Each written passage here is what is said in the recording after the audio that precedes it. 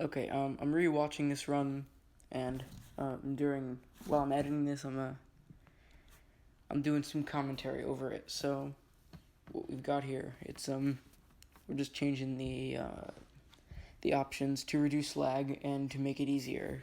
Obviously, you want to set it to easy mode. So we're off.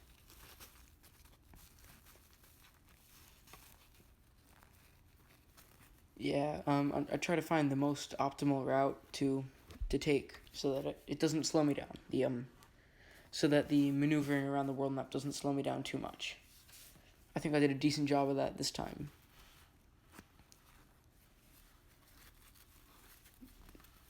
That Miyagi fight was a bit slow, but overall pretty good.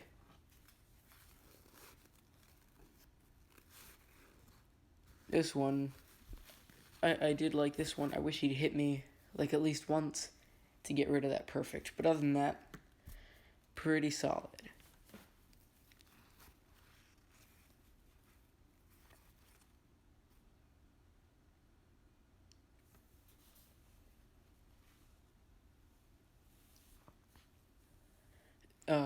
This one, the jungle fight is pretty easy, self-explanatory. As long as once in a while she'll jump around and stuff, but it's not super common. You should be all right with this one. The guy after this can be a bit of a troll sometimes, but mostly he's pretty benign.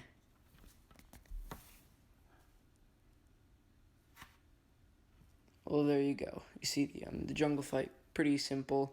Oh, the reason we don't want to get perfect is because you get more points for it, which takes out more time. So the best thing to do is try to get hit at least once, but don't let him combo you, because that is just horrible. This guy will occasionally teleport, and like he just did there, and he'll mess you up. But just get back into your groove, and should make quick work of him. I messed up kind of there, but I mean, you see my point. I'm surprised I managed to PB, honestly. And it was by 3 whole seconds. It was obviously because of the amazing Sett Ra fight. That was, like, you'll see that. That's the final boss. We'll see that later. But another perfect. I can probably save 2 seconds right off the bat just by not getting perfect. Actually, more than 2 seconds, probably, if we're talking about all the perfects I get in the run. Yeah, this guy here, he's a bit of an annoyance. He's got projectile weapons, which means if he jumps away from you, you better get after him fast. Otherwise, you're toast. That was a pretty good fight.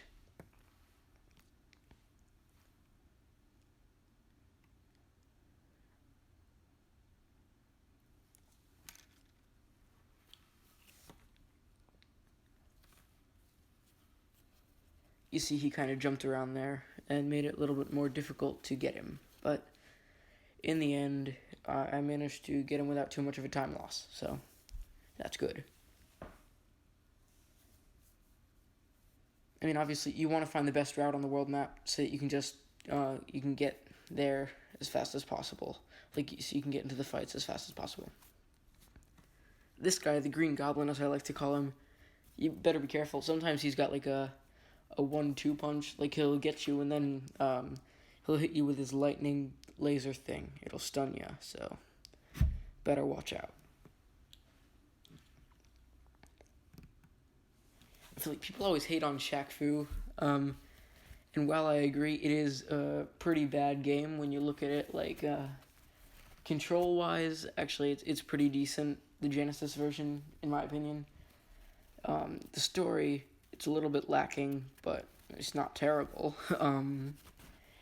It's a generic fighting game. It's not very good, but it's not the worst fighting game out there by a long shot, in my opinion. I mean, and playing it as a speedrun, it's great fun. I would highly recommend anyone watching this find a way to play it and speedrun Shaq Fu.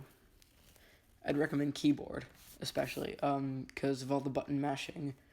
So the keyboard makes it easier. I decided to mute the background audio because you just hear the keys. I heard the sound of the keys that I was pressing over and over again. It literally drowned out everything else. So, and the volume on the computer I'm using to emulate is off. So, bit of a hiccup on the bridge. I accidentally got stuck on the wall of it.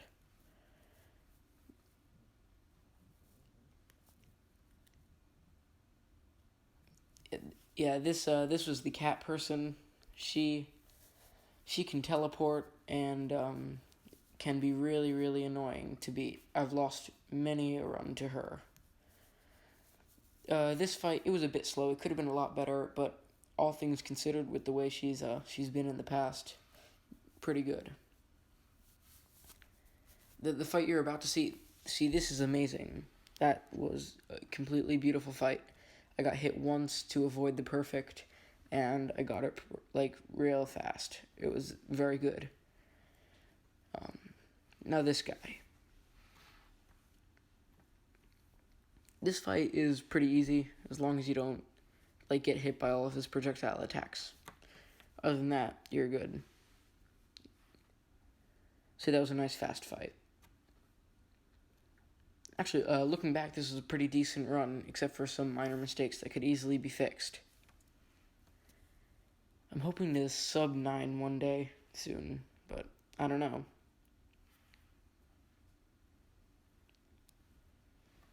We'll see, and there's the cyborg gone.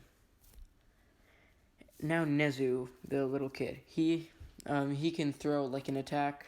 It's a projectile, and if you get hit by it, you'll be trapped like in a little cage thing for a couple seconds. It's really annoying, and if you get hit by it, it's a huge inconvenience and a slowdown to your run. He also jumps around a lot, and he's got a small hitbox, so those things combined make him a pretty fearsome opponent. But as long as you persevere and don't mess up too badly, you'll beat him.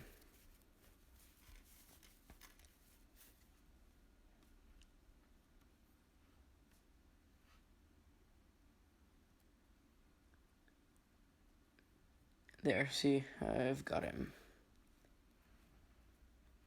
This next fight is Beast, I believe.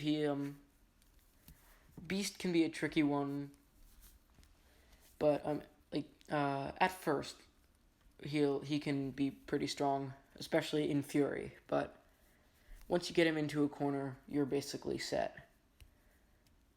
So, as you can see here, he got me a few times. Now I've got him in the corner, and I'm killing him real fast. So, very easy.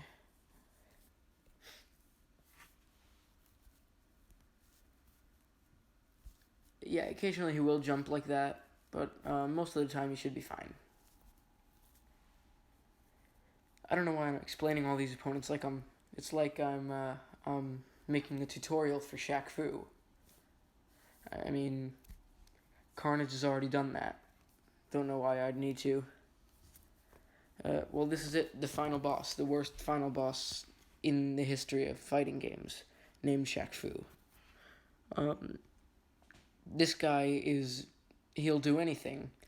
Like, he's got projectile attacks, melee attacks galore, attacks where he's shooting out of the floor at you. It's no good. But this was a pretty fast fight against him. That was very good. Ultimately, it was this final boss battle that got me the PB. It was so good. It managed to, even with all the little mistakes in my run, get me that new best time. And for that, I'm really happy. I'm just going to leave you here now. It's the end of the run, so that's it. You just got Shaq Food.